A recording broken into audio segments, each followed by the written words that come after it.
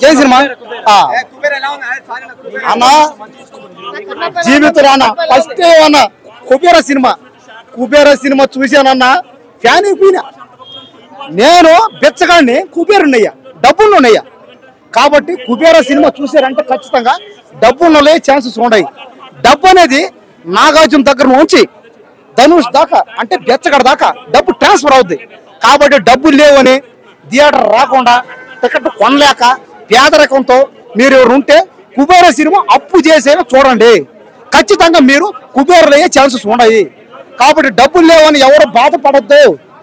ఈ సినిమాలో డ్యాన్సులు కానీ, ఫైట్లు కానీ, రొమాన్స్ కానీ, కామెడీ కానీ, ఆటలు పాటలు మాటలు అబ్బా అబ్బా అసలు ఏం కావాలి చెప్పండి, పిక్కోండి. అందరూ మీరు రష్మిక మండనే మీకు ఇష్టం వచ్చినట్టు పిక్కోండి కావాలంటే.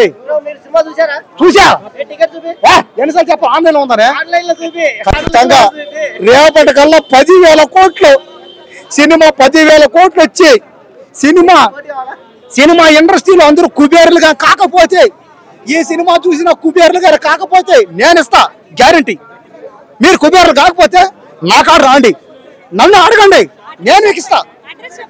అడ్రస్ ఎక్కడ ఉంటాను, ఇంకేమంటాను, ఏడగా ఉన్నాం. అడ్రస్ ఇదే ఇక్కడే ఉంటా, శుక్రవారం ఉంటా. రండి, మిమ్మల్ని కుబేరులు చేసే బాధ్యత నాది. కుబేర సినిమా చూస్తుంటే మైండ్ బ్లో అయిపోయింది అన్న. కుబేర సినిమా చూస్తుంటే మైండ్ బ్లో అయిపోయింది. అంటే ఈ సినిమా ఒక డిఫరెంట్ మూవీ అని చెప్పొచ్చు. నాగార్జున కెరియర్ లా ఇది ఒక బెస్ట్ మూవీ. ఎందుకంటే ఛానల్ నాగార్జున గారు మనం కొత్త యాంగిల్ తీసుకున్నామని చూస్తాం. కొత్త యాంగిల్ లా శేఖర్ కమల గారు ముందుగా హ్యాట్స్ ఆఫ్ సార్. ఎందుకంటే మేము నాగార్జున ఫ్యాన్స్ కి మాకు ఎలాంటిది కావాలో అలాంటివి చూపించి మీరు నిరూపించుకున్నారు. ముందుగా మీకు హ్యాట్స్ ఆఫ్ సార్, అలాంటి క్యారెక్టర్ చేసి చూపించినందుకు. చెప్పాలంటే నాగార్జున గారు ధనుష్ గారు యాక్టింగ్ మాత్రం ఇరగదీసిండు. అంటే ప్రతి సినిమా ధనుష్ గారు రోజుకి ఒక డిఫరెంట్ క్యారెక్టర్. అంటే ఆయన క్యారెక్టర్ చేసింది కూడా ఎట్లుంటుంది అంటే మనకు తెలుగులో చేసినట్టు ఉంటుంది, ఒక తమిళ్లో చేసినట్టు. అట్లా కూడా మన తెలుగు ఆడియన్స్ కి ఎలా చూపించాలి యాక్టింగ్ అలా చేసి చూపించింది ధనుష్ గారు. ముందుగా హ్యాట్సాప్. మేము చెప్పండి దేవిశ్రీ ప్రసాద్ గారు ఇక్కడ, ఎందుకంటే ఆయన ఈ కథకి ఈ క్యారెక్టర్ తగ్గట్టు ఒక డిజైన్ చేసినట్టే దేవిశ్రీ ప్రసాద్ గారు. ముందుగా హ్యాట్సాప్ సార్. ఛానల్ తర్వాత మళ్ళీ ఒక పుష్పల మ్యూజిక్ చూసినామంటే తర్వాత మళ్ళీ మీ సినిమాలో కుబేరాలో చూసినాం మ్యూజిక్ అంతా బాగా కొట్టారు. కుబేరాల మ్యూజిక్ ముందుగా హ్యాట్సాప్ సార్. చెప్పండి స్క్రీన్ ప్లే తీసుకున్నా చాలా బాగుంది. సాంగ్స్ నాగార్జున సాంగ్ ఒక ఎంట్రీ సాంగ్, ఒక సాంగ్ ఉంటుంది.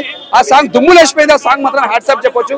చెప్పాలంటే మన music, background music, screen play కానీ విలన్ యాక్టింగ్ చాలా బాగుంది. ఇక్కడ ధనుష్ గారు నాగార్జున గారు పోటీ పడి యాక్టింగ్ చేశారు. అంటే ఇక్కడ ధనుష్ తగ్గలేదు, ఇక్కడ నాగార్జున గారు ఇద్దరు తగ్గేదని తగ్గ కూడా చేసారు. యాక్టింగ్ ఇచ్చి పడేసారు. చెప్తే మళ్ళీ ఒక నువ్వు వస్తావని ఒక నాగార్జున శివ కానీ అలాంటి యాంగిల్ చూసినాం మనం. నాగార్జున గారి ఒక మాస్ యాంగిల్ లా చాలా బాగుంది. ఒక లవ్ స్టోరీ కాకుండా మన నెక్స్ట్ ఒక లవ్ స్టోరీ రావాలని మనస్ఫూర్తిగా కోరుకుంటున్నా. జై నాగార్జున. సినిమా బాగుంది బ్రో, సూపర్ బాగుంది. నాకు నచ్చింది అయితే ఫస్ట్ హాఫ్ బాగా నచ్చింది. ధనుష్ యాక్టింగ్ కొత్త క్యారెక్టర్ గా ఉంది, స్టోరీ కొత్తది. నాగార్జున యాక్టింగ్ కూడా సూపర్ చేశారు, బాగుంది. హీరోయిన్ అయితే సపోర్టింగ్ రోల్ టైపే, అది హీరోయిన్ అనలేదు. అంటే సపోర్టింగ్ రోల్ అది అవసరం లేదని కాదు, లెంత్ ఎక్కువ ఇచ్చారు అంతే. బ్యాక్గ్రౌండ్ స్కోర్ బాగుంది, డిఎస్పీ మళ్ళీ బ్యాక్ ఇచ్చారు. బెగర్స్ గురించి కొత్తగా చూపించారు, వాళ్ళ లైఫ్ స్టైల్ అంతా చూపించారు, అది బాగా చూపించారు. ఇంకా మ్యూజిక్ అన్ని బాగుంటాయి. Climax disappoint. మాకేం కనెక్ట్ అయిందంటే బెగర్స్ ని మనం ట్రీట్ చేసే విధానం అవి కనెక్ట్ అయినాయి కొంచెం. 3.5 3.7 అట్లా ఇస్తాను. శేఖర్ కమల మార్క్ ఉండదు, ఎందుకంటే లవ్ స్టోరీ కాదు, ఏం లేదు దీంట్లో. హీరోయిన్ కూడా అన్నాం రష్మిక మందన ఇస్తాను రోల్. అది ఇక్కడ ఎక్కడ హీరోలు అనేది ఉండదు, రోలు అంతా మొత్తం. రష్మిక యాక్టింగ్ బాగా చేస్తుంది, అవసరం లేదనగానే లెంత్ ఎక్కువ అయింది అంతే. అంత పెద్ద క్యారెక్టర్ అయితే కాదు, సపోర్టింగ్ రోల్ గా బాగుంటుంది. హాయ్ నమస్తే అండి. సో ఇప్పుడే కుబేర సినిమా చూసాము. ప్రపంచంలో చాలా మంది కుబేరులు ఉంటారు. సో ధనికులకి పేదలకి జరుగుతున్నటువంటి యుద్ధమే ఈ కుబేర సినిమా. సో ఇలా చిట్ట దాకా కూడా చూపించిన శేఖర్ కమల గారు తన మార్కు చాలా అద్భుతంగా ఉంటుంది. ఇక్కడ మెయిన్ కాన్సెప్ట్ ఏంటంటే లో స్థాయిలో ఉన్నటువంటి ఎక్కువ రాబోయే రోజుల్లో అందరు ధనికులు అవుతారని ఒక మెసేజ్ ఇచ్చాడు శేఖర్ కమల గారు. ఆ ధనికుల మధ్య పేదరికాన్ని ఎలా జీవించాలన్నదే ఇక్కడ మధ్య సిచ్యువేషన్ మెసేజ్. సో మూవీ మాత్రం చాలా అద్భుతంగా చిట్ట చివరి దాకా కూడా ప్రయత్నం చేశారు. రష్మిక గారు ఆ తల్లి రూపంలో ఆమె రివీల్ చేశారు. అంటే తన బిడ్డను కనేటప్పుడు తల్లి అన్ని పసికట్టద్ది. ఎందుకంటే బిడ్డ పెద్ద స్థాయిలోకి వెళ్ళేటప్పుడు కాళ్ళను ముళ్ళుగుచ్చుకున్నా కూడా తల్లికి ఆ బాధ కలిగిస్తుంది. అవన్నీ కూడా పసికట్టద్ది. ఆ విధానం మొత్తం కూడా బిడ్డ రూపంలో చిత్ర గారిని, ధనుష్ గారిని యాడ్ చేసి ఎటువంటి లో స్థాయిలో అవుతారనేది ఆ చిత్రంలో వర్ణించారు శేఖర్ కమలా గారు. తీసుకున్నటువంటి లొకేషన్స్ కానీ ఆ ధనికులో ఉన్నటువంటి ఆ అద్భుతమైన ధనికుడు ఎటువంటి లో స్థాయిగా ఎవరిని చూస్తాడు, ఆ డబ్బుని ఎలా దాచిపెట్టుకోవాలన్నది ఆ మెయిన్ కాన్సెప్టేషన్ చిత్రంలో ఉంటుంది. శేఖర్ కమలా గారు ఒక సాంగ్ లో దేవశ్రీ ప్రసాద్ గారు చాలా అద్భుతంగా చేశారు. ఆ సాంగ్స్ అన్ని కూడా ఏంటంటే ప్రేక్షకుడిని బాగా ఇంప్రెస్ చేసి అంటే కంటికి నీళ్లు వచ్చే విధంగా ఆ చిత్రీకరణ చేసేశారు. ఆ విధమైన అంతా కూడా బాగుంది. బ్యాక్గ్రౌండ్ నడిపిస్తున్నటువంటి విధానం అంతా నాగార్జున గారు చేత సపోర్ట్ చేపించినటువంటి విధానం అది శేఖర్ కమలా గారు బ్యాక్గ్రౌండ్ నుండి నాగార్జున గారు చేపిస్తున్నారు అనేది ప్రేక్షకులకు ఆల్రెడీ అర్థమైపోద్ది. సో మూవీ మాత్రం చాలా ఓవరాల్ గా ప్రతి ఒక్కరికి చాలా బాగా నచ్చుద్ది. ఇది శేఖర్ కమలా గారి మార్కు మాత్రం 100కి 80% శేఖర్ కమలా గారి మార్కు ఉంది. ఎందుకంటే మన వాళ్ళందరికీ బ్రేక్ డాన్సులు ఎన్ని కావాలా. సో ఆ మార్కులన్నీ కూడా విధానం దానికే సాటి. ఎందుకంటే ఇది చాలా టస్క్తో కూడుకున్నటువంటి అంశం.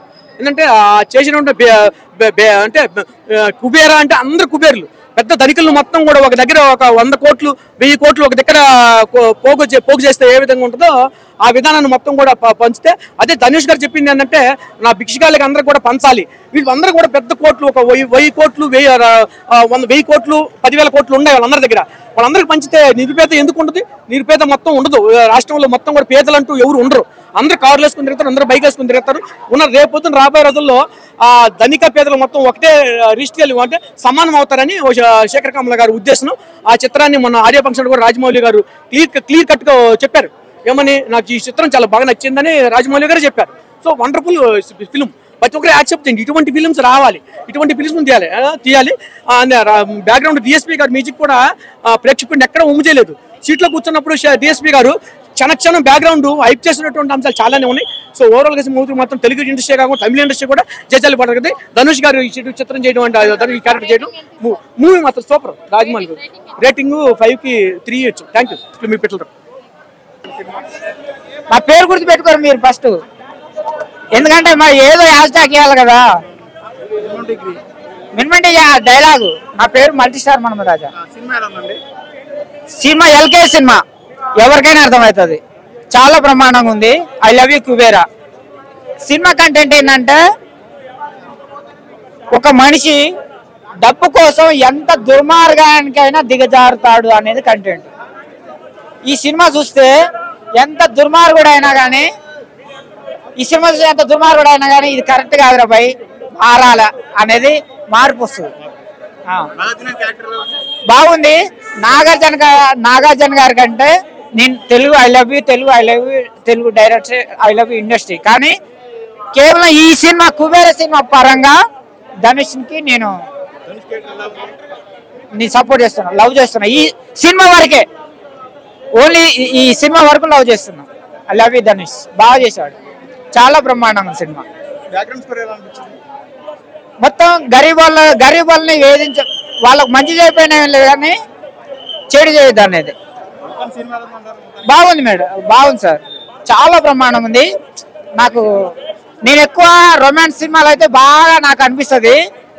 ఏ రొమాన్స్ లేకుండా నాకు నచ్చేటట్టుగా తీసాడు సినిమా. బాగుంది. దాని తగ్గట్టుగా తీశాడు. చాలా నాకైతే తెగ నచ్చేసింది. పోయిరా మామా నాకైతే కొంచెం బాగా అనిపించింది. Love you. చూసాను బ్రో, ఇప్పుడే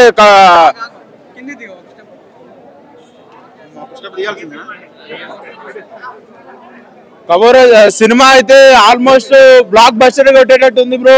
ఎందుకంటే ఈ సినిమాని ఒక రేంజ్ లో అయితే తీసుకుపోయారు. హీరోయిన్ గారు మీరు అన్యాయం చేస్తారు ఈ సినిమాని. ఎందుకంటే మీకు చేసే 3 ఉత్సాహం అయితే ఏం లేదు అన్నట్టుగా అనిపిస్తుంది. నాకు కూడా అనిపిస్తుంది. ఎందుకంటే ఈ సినిమాని మీరు మొత్తము నాశనం చేసేసారు. హీరోయిన్ గారు ఏం అన్యాయం చేశారు, మీరు న్యాయం అయితే అసలు చేయలేదు. నాగార్జున గారు అయితే మీరైతే బాగా చేశారండి సినిమా. కానీ హీరోయిన్ గారు, ప్రొడ్యూసర్ గారు మీరు ఒక్కసారి గమనించినట్టయితే సినిమాలో హీరోయిన్ గారు అయితే అన్యాయం చేశారు. అసలు చేసే ఆవిడకి మూడే లేదు. బట్ మీరు ఎందుకు తీసుకున్నారో ఏమో అర్థం కావట్లేదు నాకు. పుష్ప3 అట్లాంటి దానికి అయితే వెళ్ళుంటే అయిపోతుండేమో, కానీ ఇట్లాంటి వారికి అయితే మీరు ప్రొడ్యూసర్లు మీరు అయితే తీసుకోకండి. ఎందుకంటే ఈ సినిమాని ఒక ఎమోషన్లో అంటే కొత్త హీరోయిన్స్ వస్తున్నారు, వాళ్ళని తీసుకొని తీసుకురండి సార్, తప్ప ఈ హీరోయిన్ తీసుకుని వేస్ట్ అండి. ప్రొడ్యూసర్ గారు సినిమా అయితే ఒక ఎమోషన్ ప్రకారంగా అయిపోయింది. ఒక అడుక్కున్న వాళ్ళకే కానీ, ఒక ముష్టి వాళ్ళకే కానీ వాళ్ళకి ఏ విధంగా డబ్బులు తీసుకురావాలనేసి, వాళ్ళు ఏ విధంగా వాళ్ళని పైకి తీసుకురావాలి, వాళ్ళకి ఏ విధంగా డబ్బులు ఇవ్వాలి అనేసి ఈ సినిమా ప్రకారంగా అయితే చెప్పారు.